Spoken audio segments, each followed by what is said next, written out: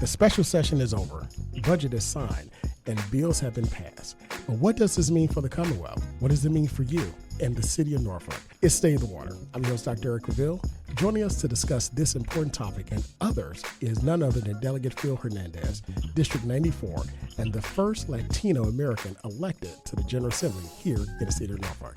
We'll be right back in just a moment. It's Stay the Water. I'm your host, Dr. Eric Claville. Thank you so much once again for joining us, as you always do on every Sunday morning at 10 a.m. as we broadcast from none other than the campus of the Norfolk State University, home of the Spartan Nation, from none other than WNSB Hot 91, the soul of VA. You know, we hope that you're enjoying the start, getting ready to start of your summer. I know that the weather is kind of funny here and there, wherever you're listening, all over the world. But again, it's going to be a great summer. You know, for those of you that have been joining us, as you always do, at the beginning of the year, you know that we love covering the General Assembly and what's taking place. And we bring the movers, shakers, and policymakers to you to discuss this and also important issues to you and the community, important across the board. We've had everyone on here, from the Speaker of the House to our delegates and senators and stakeholders in here of Norfolk State University, the city of Norfolk, Hampton Roads, and also the Commonwealth. And they've talked about the bills and their platform, the priorities, and what does it really mean here for the Commonwealth? Well, you know, you've probably seen it on the news and seen it different commercials, but that was a stalemate in the General Assembly. Every year the General Assembly meets, and it's politics. They go back and forth. They agree on some things, don't agree on all. But at the end of the day, bills are passed for the Commonwealth, and it's an opportunity for us to live better today than we did yesterday. So with this particular General Assembly, special session was called. The governor, of course, submitted. The General Assembly ended on time and passed a bipartisan budget. And then the governor gave his amendments, 233, a record number of amendments and vetoes. And then from there, a special session was called. And together, they came together and actually signed a budget on May 15th of this month. And of course, this budget is good for a lot of great things. And we're going to delve into a little bit of it with our guest that we have today, and a lot of bills. So what does this mean for you? What does it mean for the Commonwealth? What does it mean for the city of Norfolk and Hampton Roads moving forward? Well, listen, joining us to discuss this very important topic is none other than and I'm very excited to have him on, because he is a friend to the city, to not just the city, but also Norfolk State. None other than Delegate Phil Hernandez, District 94, representing in the House of Delegates here in the General Assembly, and the first elected Latina in the General Assembly for the city of Norfolk. Delegate Hernandez, how are you this morning? I am doing great. Thank you, Dr. Claville, for having me. I'm a big fan of your show, so it's a real honor for me to join you. Well, look, thank you so much. That's definitely a rock star moment for me. I really appreciate that, and I'm very fortunate and blessed to be able to do what I love to do here, not just in the city of Norfolk and for Hampton Roads, but more importantly, here at Norfolk State University. So I really appreciate that. Well look, I want to delve right into it because we've talked on numerous occasions. You've come to campus and you've been on panels and forums, engaged our students, and you've got a great story to tell yourself. But I really want to delve into what it's like to be the first Latino American elected to the House of Delegates, but also your very first session as well. So why in the world would a civil rights attorney want to become a state delegate here in the city of Norfolk? It's a fair question. And listen, you know, a couple of things, really. First, I do have deep roots here in the 757, born and raised here. My family's here. I'm raising my two daughters here. So I care deeply, like a lot of people here, about the future of this region and Virginia as a whole. And then, you know, the other thing is I'm no stranger to public interest type work. I feel very fortunate that as a young man, younger than I am now, when Barack Obama was president of the United States, got the chance to work in his White House. I was in my early 20s at the time, and for me, it was such an eye-opening experience and, you know, kind of a reminder that government is as good as the people who are in it. And so we need good people to step up into public service. So that was a really formative experience for me. Went on to do some civil rights litigation, and specifically with a focus on people who are incarcerated and how they get out, right? And setting them up for success rather than failures, taking down the barriers of employment and prosperity, really. And decided to run for this office partly because it feels like there's just a lot of chaos in the world right now, right? You turn on the news, you look at what Congress is doing. There's a lot of toxic partisanship. Democracy has felt a little wobbly these past few years. Wow. These battles that felt like they were won, whether that's civil rights, whether that's reproductive rights, whether that's voting rights, feel like they're not so secure, right? And so that really propelled me to run for the state legislature, because the state legislature is really the last line of defense for so many of those rights that I just mentioned. We need good people in those offices to make sure that we're not going backwards in time, we're going forward, and we're bringing people together, and we're making a Virginia that works for everybody. I've heard you tell the story before about, being inspired by former President Barack Obama. And it's amazing to me to see how his presidency and just his race and just really inspired individuals across the board, not just African Americans or women, but individuals like yourself. What is that bug that bit you to say, this is for me, this is what I want to do? I think it was really just the sense that it was that lesson I took away from the Obama White House, right? That we need good people serving us. And frankly, we need a government that looks like us. And I don't want to understate that, right? It is really important that if we're going to have a representative government, then we need representation across different kinds of communities. And I'm not sure if a lot of people know this, but this was in 2023 session that we just had, all the new members came in. This was the most diverse class in Virginia history, in the 405-year history, right? It is like the rainbow class in some ways. And we have this tradition at the beginning of session where everyone goes up to the front of the floor of the House of Delegates, and we take a big photo together.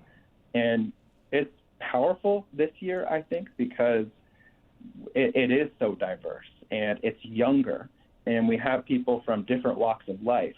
We have young parents, right? I have 2 young daughters, 1 and 3. You've got other young parents. That influences how you think about things. We got young people who still have student loans. You got the full spectrum. And I think that has a direct bearing on the issues that get priority in the General Assembly, because it shouldn't just be one group, right, representing all of us. It should look like our collective Virginia. And I think that's one of the storylines of this session, and that's part of what made it so fun, honestly, to be there. You mentioned the diversity of the General Assembly. And of course, when you talk about historic elections, of course, you made history. You were etched in the history books as well with your historic election, but also the rise of the African American leadership in the Commonwealth. As far as the Speaker of the House, of course, Senator Lucas, Delegate Don Scott, of course, as Speaker of the House, Senator Lucas as head of the Senate Finance Committee, and many, many others who are heading committees. And for this to be a session that ran smoothly, that ended on time, that got a budget passed on time, and got a compromise budget, what does that say for the people that the Commonwealth like? Because a lot of individuals like yourself came from very diverse districts being elected out of those districts. You're just not diverse candidates or elected officials now, but you came from diverse districts and people across all spectrums, economic, racial, gender, voted for you. What does that say about the new leadership that came in? What does that say about the Commonwealth of Virginia and who they trust in governing for them? I think there's a couple things. I think one is that we have strong leadership right now in the House of Delegates and generally, across the General Assembly, Senator Lucas on the other side in the other chamber. But I'll never forget, after the election, we all gathered, the incoming Democrats to caucus for the first time, essentially to meet and to formally vote on the new leadership.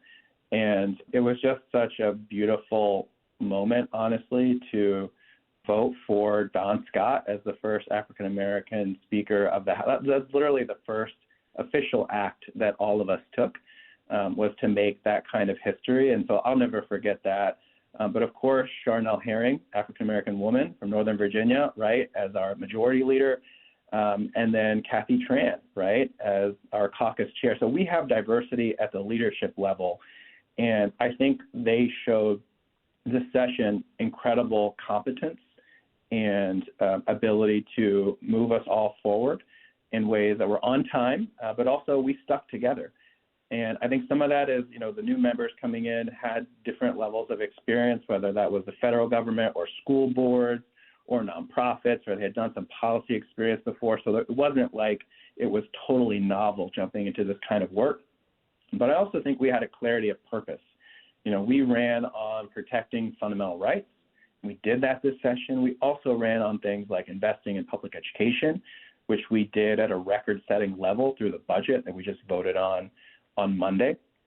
And so I think we just were in lockstep all throughout the session, and I think that bodes well going forward about what we'll be able to achieve, even look into 2025. So you mentioned policy, and I want to dive into it, and let's go ahead and peel the Band-Aid off. I want to take a look at a couple of issues. One, you mentioned pay raises in public education for teachers and state employees, but you also mentioned, and we're talking about the minimum wage, which of course was vetoed, by the governor, raising that. But we also I want to talk about voting. When we talk about the rights, there were attacks on both sides. There was an attack on the right with voting, and then of course with the Democrats and the majority, which is the majority of the House and the Senate, really fought for representation in voting, being able to have diverse voting dates and things of that nature. First of all, why is that fight still important with voting? Why is it still an issue that we're trying to eliminate the opportunity for people to vote? And why was it important for this General Assembly to stand up and fight for it? It is a shame, honestly, that this battle over voting rights isn't over, that it's not ancient history. And, I've always been of the school of thought that if you genuinely believe in your heart of hearts that your policy agenda does the most good for the most people, then you should want as many people as possible to vote, right? That to me does not seem like rocket science. If you are putting your energy into trying to curb voting and make it more difficult and throw up more barriers, then what does that say about what policy priorities you hold, right? And so, I don't think that a lot of members learned their lesson of 2023. They ran on, even though they sort of liked early voting there for a hot minute, once the session started again, we saw bills Absolutely. in January filed, right, that we're going to roll back early. They have this sort of like love-hate relationship with it. But every session, there are bills that try to scale back early voting, and lo and behold, we saw it again this session. The nice thing about a majority, though, is that we're able to say no, and we're able to stand up for voting rights. We just think that is a fundamental, basic right that people should have. And frankly, we're also interested in doing more. So I mentioned a little preview of 2025.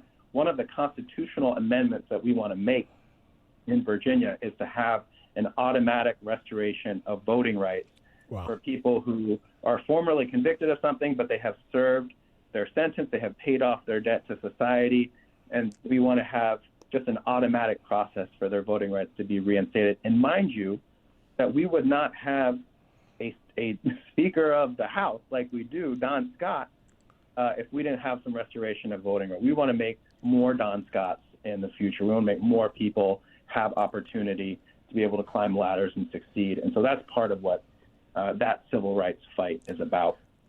But you also mentioned education and teacher pay, so I did just want to say education was the really theme of the budget this year, because I want people to understand that the budget that we passed compared to what the governor proposed last December has $1.2 billion more for public education. That's billion with a B.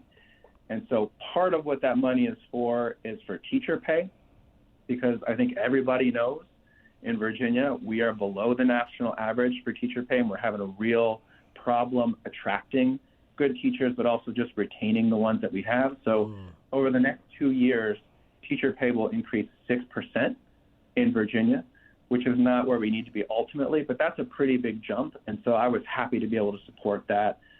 We also made historic investments in higher ed. So, $40 million in support for HBCUs, over $200 million to help colleges, universities in Virginia limit in-state undergraduate tuition increases. So it is a people-focused budget. So I'm glad that we were able to get some consensus on that, even though, to your point, yes, we saw a lot of vetoes on other important priorities, which we'll continue to fight for going forward. It's State Water. I'm your host, Dr. Eric LaVille, and we're listening now to a discussion on the impact of the budget and the laws that have been passed. Special session is over. The budget is signed. The laws have been passed. What does this mean for you? What does this mean for the Commonwealth? And what does it mean for the city of Norfolk? Joining us to discuss this, we're listening to none other than Delegate Phil Hernandez here in District 94 in the city of Norfolk, and the first Latino American elected to the State House here in Virginia in the city of Norfolk. Phil, you mentioned earlier, your desire and your passion for criminal justice reform. And we were talking about voting and, of course, the historic election of our speaker. As it relates to criminal justice reform, why do you think there is so much pushback in order to provide opportunities for those who are formerly incarcerated, who serve their time, and also to help prevent, from a public safety standpoint, individuals from getting into the system? Yeah, I think in a lot of ways, I'll say that I serve on the Courts of Justice Criminal Subcommittee. And so anytime there's a piece of legislation put forward that touches on these sorts of topics, it comes to that committee. And it's one of the busiest committees in the entire General Assembly. The Courts Committee overall hears more bills than any other committee. So we're frequently there burning the midnight oil. But one of the things that struck me about serving on that committee is I think you have some members that are living in a different decade still on these sorts of issues. And so there was a bill, for example, to try and revive the death penalty, which it definitely is a step going backwards in the wrong direction. That was one of the legacy achievements of Governor Northam, actually, that he signed that into law. I think in some other cases, though, I was surprised by the level of bipartisanship on that committee. We were able to pass legislation through the General Assembly, at least before it met the veto pen, that works to create a more humane justice system that treats, people as people, and also tries to give people a chance at success on the way out.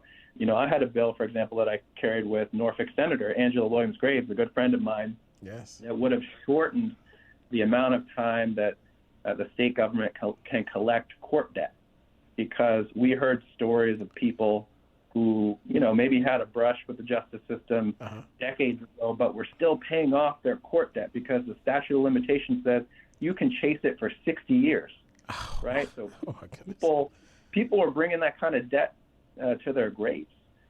And it just didn't make a lot of sense from a rehabilitation point. So we had legislation to shorten that to 10 years, which is more in line with other states. Unfortunately, that bill was vetoed. But that's sort of like theme and variation of this session, where we're trying to take steps forward on criminal justice, and then a lot of those bills, even frankly, some of the ones that had bipartisan support, met the veto pen. And that's just the reality of divided government, and I think speaks to how the work is not done, and how, next year is going to be a really critical one, because we have a chance to retake a trifecta that allows us to make some of these changes that advance rehabilitation, but also advance public safety. Absolutely. One great thing about being an elected official and being a delegate is that you're able to sponsor bills. Campaigning is one thing. You lay out your priorities and stump speeches, but legislating is another. It's the public policy of it. That's the nuts and bolts, the nuances of it. I would like you to take a few moments, and it's totally up to you, and just talk about a couple of bills, one that you sponsored and it went through, and also one where, it's kind of got the nod, or maybe it was defeated or got the nod for next session, try it again.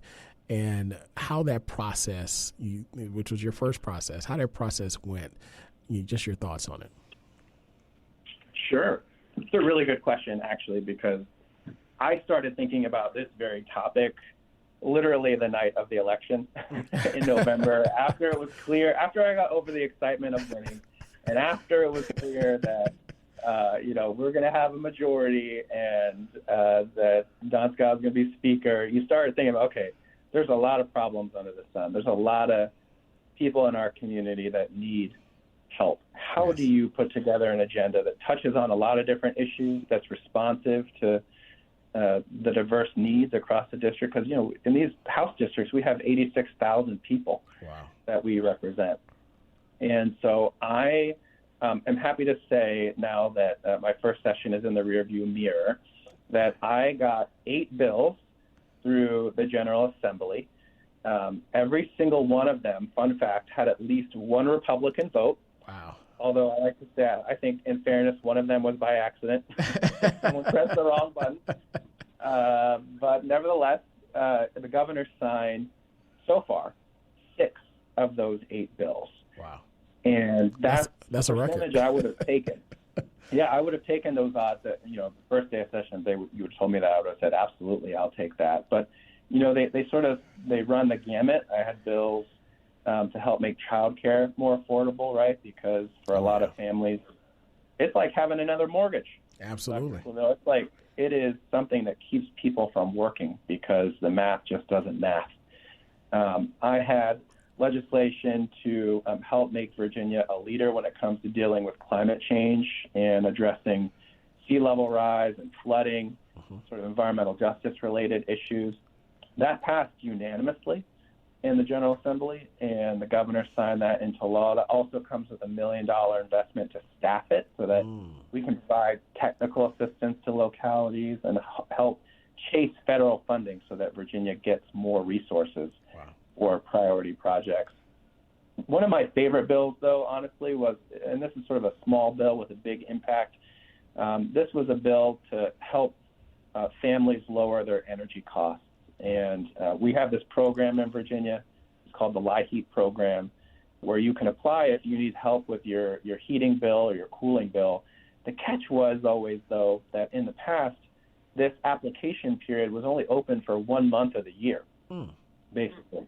And so if that month has passed and you miss the window, then you have to wait. You're just out of luck, even if there's funding there. And by the way, this is a federally funded program, so it's not even state dollars. But I mean, just imagine that. Like, you miss this deadline, and then it's the coldest day of winter, and you lose your heat. Or it's the hottest day of summer, and you don't have AC. So this bill, what it did, it says that the agency can change the rule, and it can allow applications essentially all year round. So anytime someone needs help with their energy bill, they can try and get it. And I think that that's going to have a pretty big impact in our community in terms of how, people are actually living in their homes, right? And so I'm proud of that one. I'm proud that it was bipartisan. I'm proud that it was signed into law. Well, listen, when you talk lower energy bills, that's not a small bill. It's a small change, but I think it will have a big impact. Absolutely. Look, all of us get those love letters once a month, right? For Dominion. Great. We have a few minutes left, and we mentioned earlier, I introduced you as the first Latino elected official in the state House of Delegates here in the city of Norfolk, and even with the significance of that, even more of a significance is the rising influence and voter power and economic power and population of the Hispanic and Latino population here, just not in America, but also here in Hampton Roads. I want you to take this time to just address that, the growing demographics, the importance of that, and how you feel we can work together in order to achieve the common goal of a better Hampton Roads, a better Norfolk, a better Commonwealth. Yeah, absolutely. And, you're right. It is a growing population. Latinos in Virginia are about, I think it's close to like 11% of the Virginia-wide population at this point. In my district, actually, it's even more diverse. We're close to 15% Latino, which is, for Hampton Roads, one of the more diverse districts in that respect. And so it's sort of a good fit to represent the 94th district. But I think one of the things that I'm always thinking about in that spirit of representation is that in the House, if we had representation, we'd be close to 11, right? Because there are 100 House seats.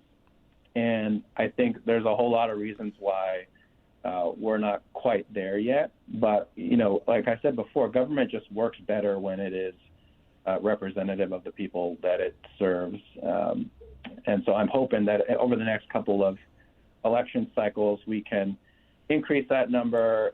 I don't think we've actually ever had a Latino or Latina senator in Virginia. No, I don't think so. We've still someone's got to make that history as well, and then of course, governor. So it's just an exciting time in Virginia, given all of the advancements of certain folks and this new class coming in and the energy. So I'm hopeful about the future, so long as we do not go backwards on civil rights in Virginia or voting rights, or try to stifle these communities that are making a lot of contributions in our region and in Virginia. Absolutely. And that really depends upon the future. We just had our graduation, our commencement, which we have this time every year. And it's always a great time to see, the excitement and the hard work of individuals, our students who are now graduates and alums, not just here at this university, but across the board.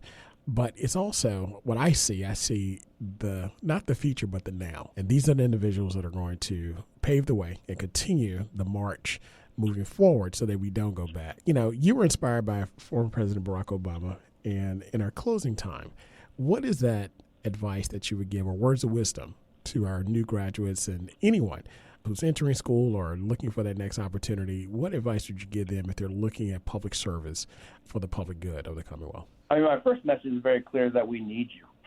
This is, like I said at the beginning, this has been such a topsy-turvy time in government generally, right? And you see the dysfunction in Congress in particular. You look at what the Supreme Court has been doing, and I'm an attorney, so I watched that lately with horror. And I think that if you are someone who has an inclination towards public service, we need you, and also you can do it. And I will say in full transparency that I was not someone who always had this plan to run. Like, I was raised by a single mom, right? I was the first in my family to make it to college and graduate from college. Like, nobody would have expected me to be where I am now. And I remember actually last year visiting your campus, and we did like a town hall kind of thing with students there. And I remember asking, how many of you in the audience are first-generation college students? It was probably, maybe half, a little more than half. Just about, yeah. And so that kind of told me everything that I needed to know about the students, that they kind of share that same sense of, I am not limited by whatever came before, that I have my sights set higher, and that I'm not afraid to take risks. I'm not afraid to swerve, right? And that I belong in the places where I happen to find myself. And I think those are good lessons to internalize. And also, I will just offer myself out there that if anyone wants to connect or has questions about this path or this kind of life, which has its amazing moments, right, where you can enact change, but also it has difficult moments too. It's not easy being in public life, and there are sacrifices that you have to make too.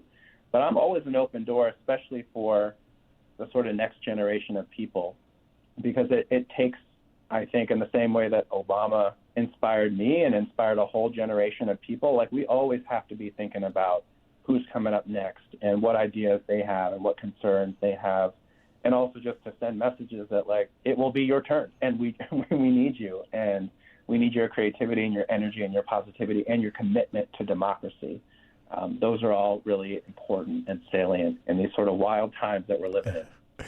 And look, we thank you for your service and choosing to be a public servant in all that you do. That's Phil Hernandez, delegate here in the House District 94 of the Virginia General Assembly, the first Latino elected delegate here in the city of Norfolk.